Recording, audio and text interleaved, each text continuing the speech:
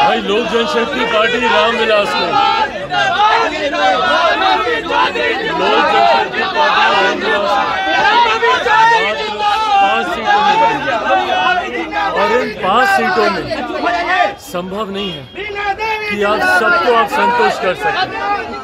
ऐसे में पार्टी ने गहन चिंतन, गहन मंथन के बाद जो पार्टी का फैसला हुआ है और पार्टी ने हर स्तर पर चिंतन किया है, मंथन किया है, सर्वे के आधार पर, फीडबैक्स के आधार पर, फीडबैक्स भी अलग अलग तरीके से, संगठन के माध्यम से, फीडबैक्स हम लोगों ने मीडिया के साथियों के माध्यम से, स्थानीय वहाँ के लोगों के आधार पर।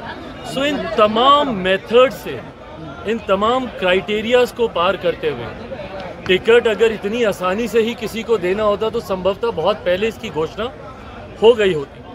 जो समय लिया गया है वो समय इन सर्वेस को कराने में, फीडबैक्स लेने में कराया गया है। और मैं पुनः दोहराता हूँ, मात्र 5 सीटों पर 50-500 लोगों को संतुष्ट करना संभव नहीं।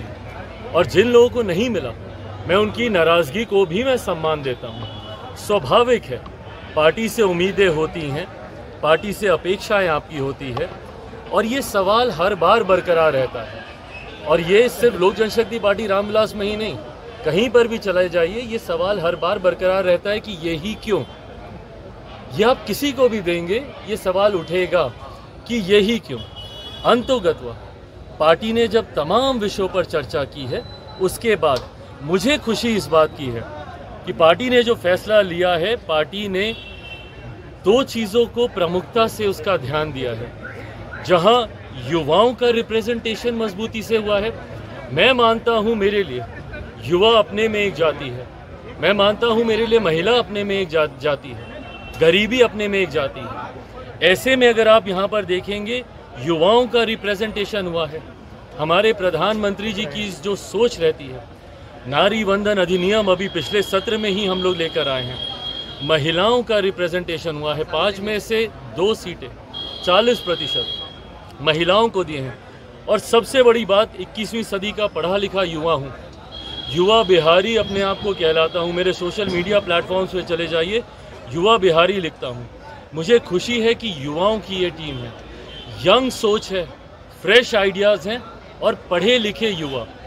अगर मेरे जीजा जी का भी जिक्र आता है तो उनकी सारी काबिलियत को समा दिया जाता है सिर्फ ये कहकर कि ये इनके जीजा हैं।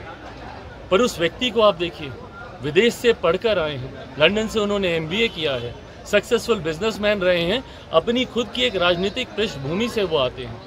और यहाँ पर भी आप देखेंगे, शंभवी मेरे साथ है, वीना जी आप सब जानते ही हैं, मौजूदा सांसद भी हैं, राजेश हैं यहाँ पर।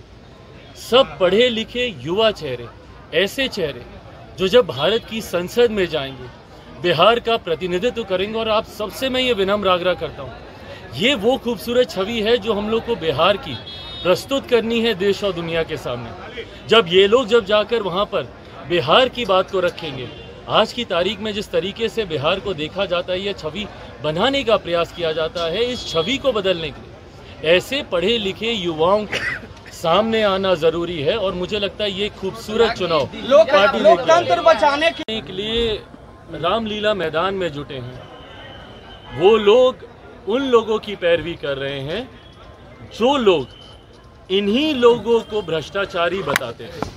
अब मैं नाम लेकर स्पष्ट करता हूं, अरविंद केजरीवाल जी को लेकर बहुत लोग चिंतित हुए कि भैया उनको जेल में डाल दिया गया, उनके साथ गलत सलूक हुआ।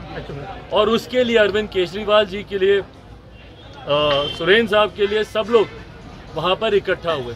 अब ये वही अरविंद केजरीवाल जी हैं जो दिल्ली के उसी रामलीला मैदान में अन्ना हजारे जी के साथ एक पर्ची लेकर घूमते थे भ्रष्टाचारियों की, जिनमें कांग्रेस और विभिन्न पार्टियों के कई नेताओं के नाम होते थे। वो तमाम अधिकांश नेता आज उनके समर्थन में उस मंच पर मौजूद हैं। ये विरोधाभास दर्शाता है, ये दिखाता है कि राजनीतिक विडंबनाएं कभी कभी आपको मजबूर कर देती हैं कि कल तक जो आपकी खिलाफत कर रहे थे, आज उन्हीं का समर्थन करने आप वहां पर आए हैं। और जहां तक रही बात भैया इंडी अलायंस की, इस अलायंस में एकता, जहां पर एक राज्य में आप साथ हैं तो दूसरे में आप उन्हीं के खिलाफ हैं। इसका भी मैं उदाहरण देता हूं। आम आदमी पार्टी संभवतः दिल्ली में कांग्रेस के साथ मिलकर चुनाव लड़ रही है, कांग्रेस की तारीफें करेगी, पर पंजाब जाते जाते उन्हीं की खिलाफत करेगी। तो जब ऐसा अलायंस होता है, आज किसी ने बोला मिली जुली सरकार, बट अगर ये मिला जुलापन है जहां पर आप साथ भी हैं और आप खिलाफ भी हैं, तो ऐसे में जनता का कम से कम आप विश्वास नहीं जीत सकते। जनता संकल्पित है प्रधानमंत्री जी को। मोदी जी के गारंटी को तेजस्वी यादव चाइनीज माल की गारंटी बता रहे हैं। भाई, मेरे प्रधानमंत्री मोदी की ही ये गारंटी है, जिसने देश को दो बार स्थायी सरकार देने का काम किया। 2014 से बड़ी जीत 2019 में, और 2019 से बड़ी जीत अब 2024 में हम लोग देखेंगे।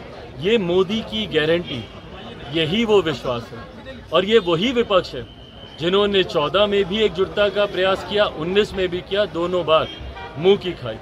आज की भी तारीख में इस बात में कहीं कोई संदेह नहीं है कि हम लोग पुनः सरकार बनाने जा रहे हैं, और ये 400 पार का लक्ष्य भी सरलता से हम लोग पार कर रहे हैं।